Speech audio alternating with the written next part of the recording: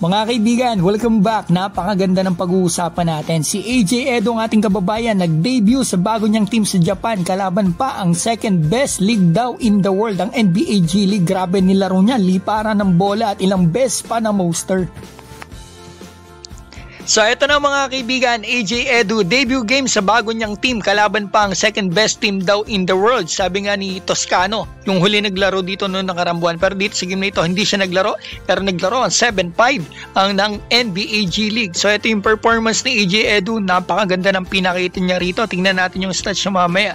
So ito makikita natin, talagang ang ating kababayan ay grabe yung kumpiyansa dito. Galing kasi siya sa Gilas, maganda yung playing time niya, maganda nilaro niya. Tapos eto, naglaro siya dito against best players dito sa NBA G League. So grabe, pumuster pa dito ang ating kababayan. Ang ganda ng mga pasa.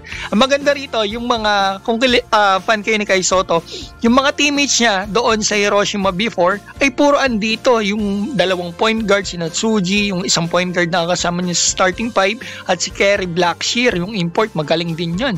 So yan, another poster dito sa ating kababayan. Nakakatuwang ganda ng nilaro niya.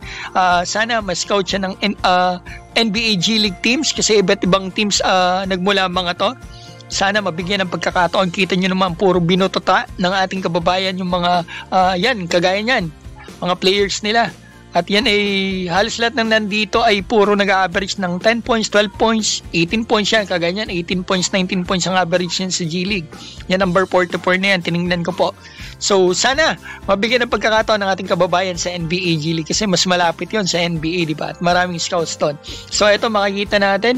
Sayang to. Hindi kita laban ng mga kalaban ng tatlo pero yung tip out ni AJ Edu pumasok. Sayang yun, oh.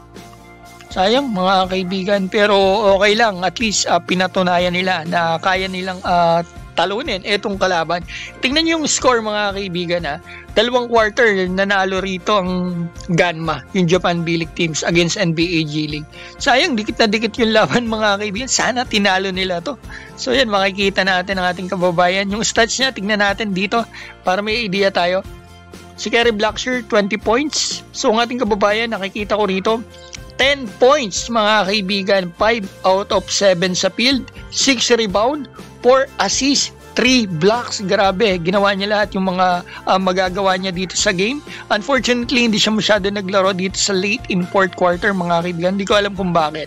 So, ano masasabi niyo sa ating kababayan? At dito sa sinabi ni Juan Toscano Anderson na hindi naglaro sa game na ito, the G League is the second best league in the world. Ako hindi ako sangayon dyan mga kaibigan. Sa EuroLeague na lang mga kaibigan ay hihirapin sila.